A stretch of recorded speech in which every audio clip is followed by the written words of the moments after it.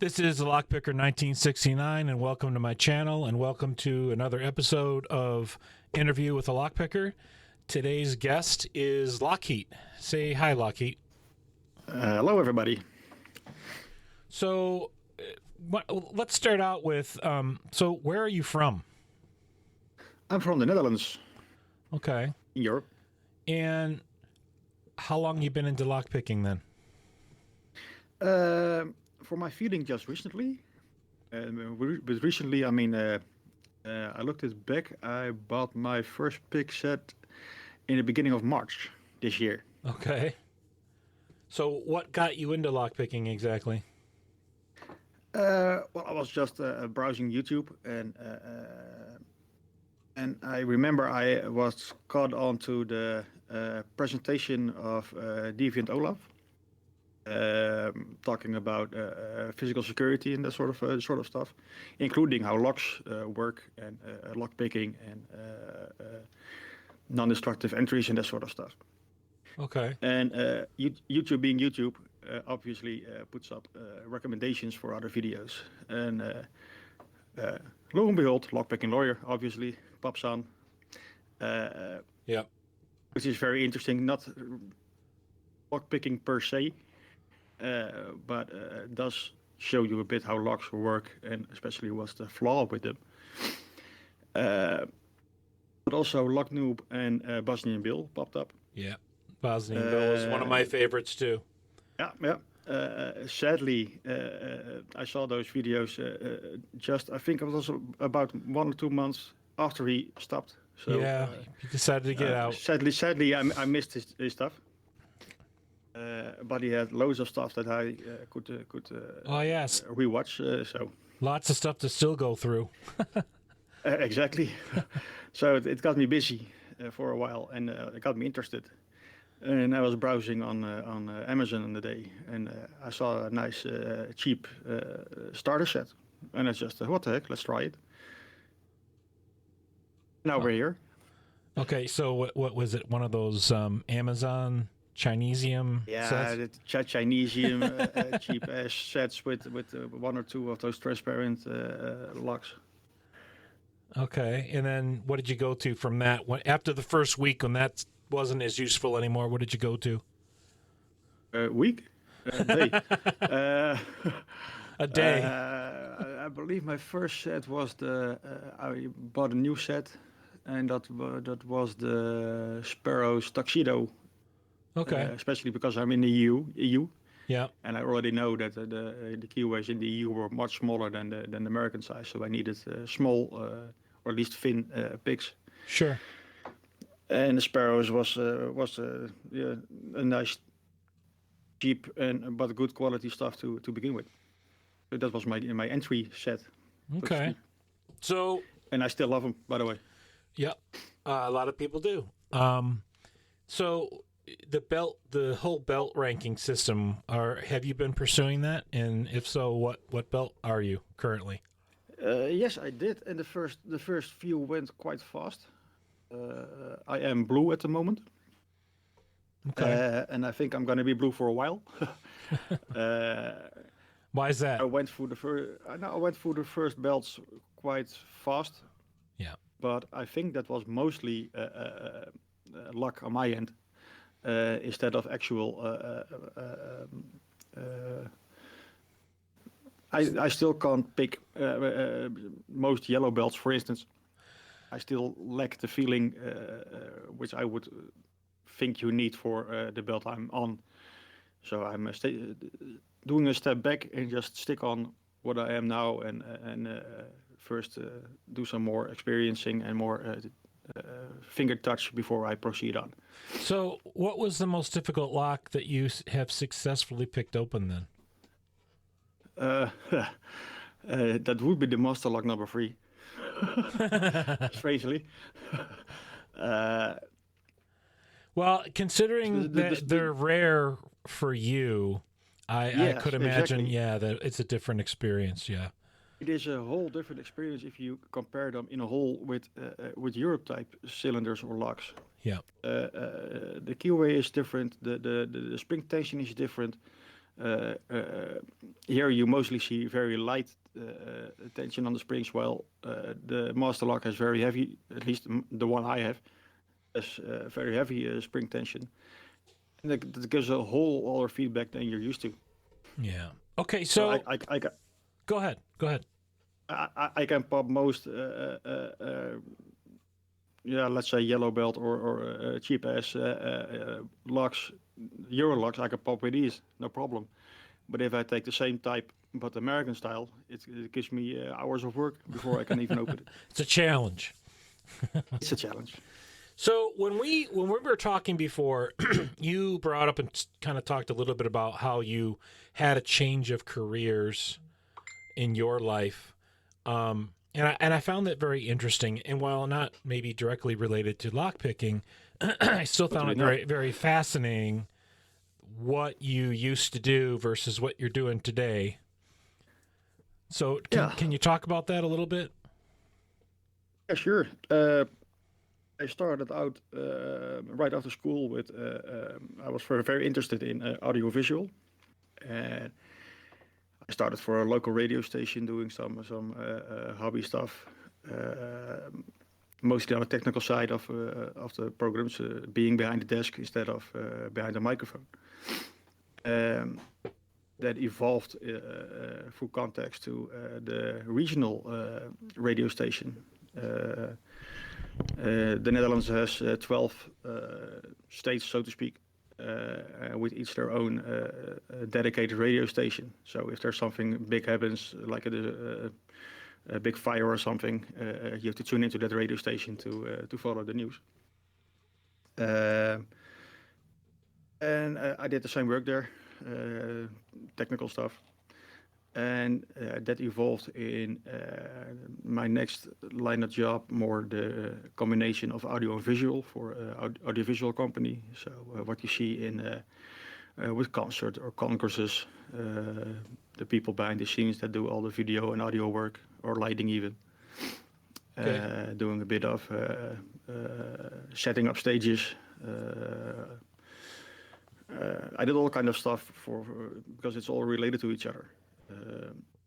So that did you do any of the stage setup and all that for any bands we would know? I don't know if you know them, but sure, in Europe, some big names like Within Temptation. I did a few concerts with.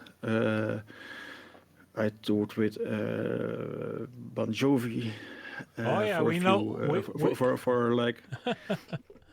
We know Bon Jovi in the States. Yeah, of course. I did so many bands that it's even hard to pick up a name. I even remember that my uncle was a truck driver for a staging company, and he did a Europe tour. And when I was about 10 years old, I remember I went on for a weekend with him, and we ended up at the dining table with the complete band of. Damn it! Now the name shoots me. Pink Floyd. Oh wow! Okay. So I can even say I didn't know the band at all, so I wasn't starstruck or something, or didn't recognize them or that. But later on, I noticed it's really it is a really big band. So I can say I had dinner with Pink Floyd. That's cool. That's very cool. So, but yeah, and then the family things happen, eh? You get a family, and that type of work doesn't fit anymore. So in the end, I end up being a truck driver. Okay. Well, I would imagine you're able to be on a more regular schedule, right? Exactly. Yeah. Exactly. That's the whole idea. All too familiar with the whole having to change things because you start a family. I went through that too. So you've been doing this show on Sundays called Picking Time. So where did the idea for that come from? If I'm recalling correctly, it was with chatting with Lady Lux. And I don't know how exactly, but we ended up talking about how cool it would be to be picking together like you do with friends on around the table. Mm-hmm. But because the lockpicking community is so big, yeah, I'm here in the Netherlands and I can't pick with you, for instance, over in America. Yeah. Not possible. Uh, so here my AV knowledge kicks in a bit, and I would say, hey, why not use something like Zoom or something like a Zoom Yeah. call and just go picking that way. And And that's that when. evolved a bit in the whole picking time session. We didn't thought it would be, if you can even call it big, but as big as it is now. It was just oh, let's go picking together with a few guys you know from the community, and let's see how it goes. So, did you anticipate that it was going to grow as much as it did and gain as much interest as it has? No, and especially not this fast. It's definitely seems to be something everybody wants to take part in. Yeah, I think that's we know awesome. we noticed the potential of it after the first episode because everyone liked it and everyone was messaging us like how much fun they had and that sort of stuff. But seeing the reactions on the next episode and how many people joined in, and we had a full house, literally technical wise. We had more people wanting to join than we had place on the screen. Yeah. That was, we didn't expect that would Hey, pick up that fast. that's a good problem to have, though. Yeah, yeah. So, where do you see it going from here? How do you anticipate it? Is it going to continue? We have no. At this point, we sure are going to continue it. But I think it's going to be as it is now. It's going to be for a while. Let's just let it settle and let it evolve from how it is now, and just let it normally. We don't have big expectations for it. It's not about how many people are liking it or viewing No, it or it's about having even fun. getting subs. Exactly, it's about having fun together and be picking together and show stuff and obviously and that's the sad thing about it. It costs money, so we have to put up something so it doesn't come out of our own pockets for the most part. But that's it. We don't have any agenda for making money or getting huge channels or something like that. No, it's about caring and sharing and having fun. Yep. Now, what I like that you guys do, you do giveaways. You also spotlight different people's YouTube channels to help give them a boost, which I think is awesome.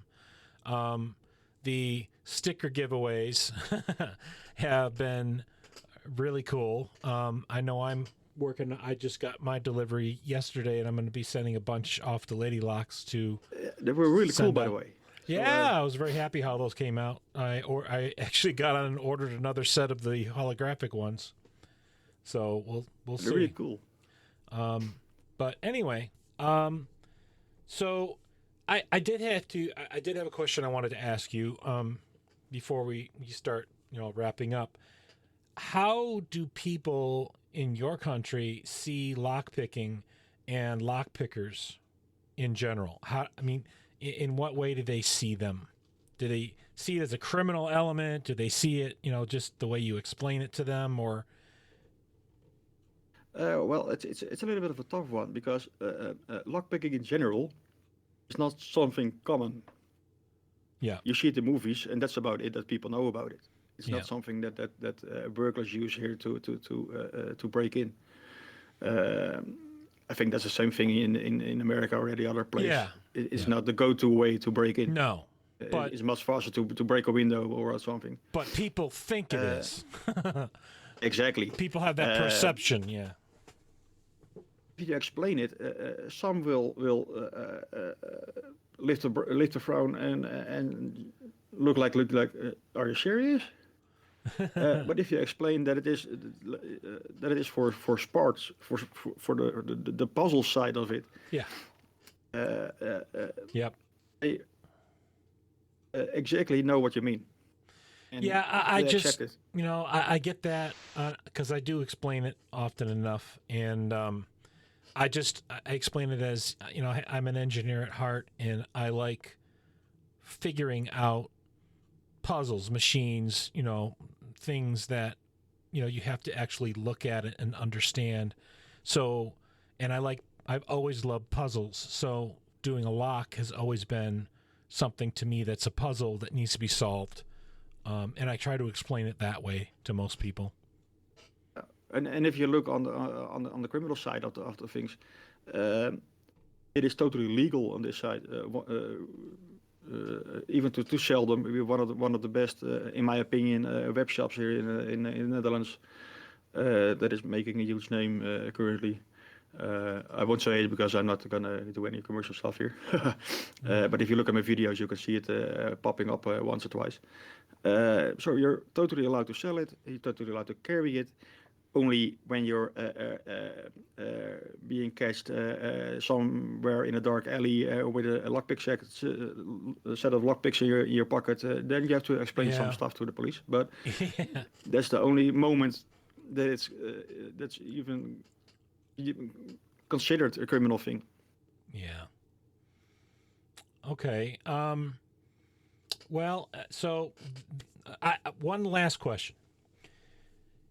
Have you ever had one of those aha moments that changed lockpicking for you going forward?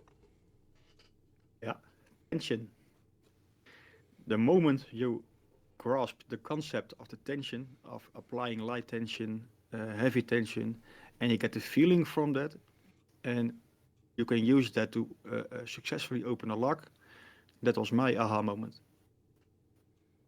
I Okay. was struggling so hard with a lock and just putting too much pressure on it, and I go light, and it pops. Wow. Okay. Yeah, I think everybody's had that thing where they finally figured out tension a little bit. And okay, so this has been great. I've enjoyed this interview. Is there something you'd like to say to our listeners before we wrap it up? No, for the ones we talked about picking time. So the only thing I may want to say, if you haven't heard of it or seen it, go check my channel or the Lady Locks channel, and you can see what it is and come join. For the rest, it's really fun to do. Yes, definitely. It's The fun. community is great.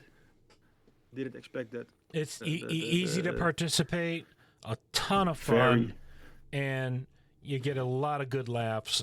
I know, I've laughed quite a bit being a part of it as well, but definitely. All right, thank you so much for doing this interview, and it's thank you. You're welcome. hopefully I believe everybody has enjoyed listening. If you are a subscriber, thank you. If you are not a subscriber yet, please hit that subscribe button and definitely turn on notifications all so that you're made aware of new content, including these interviews, as well as giveaways and giveaway drawings and other content. And I want to thank everybody for listening and take care.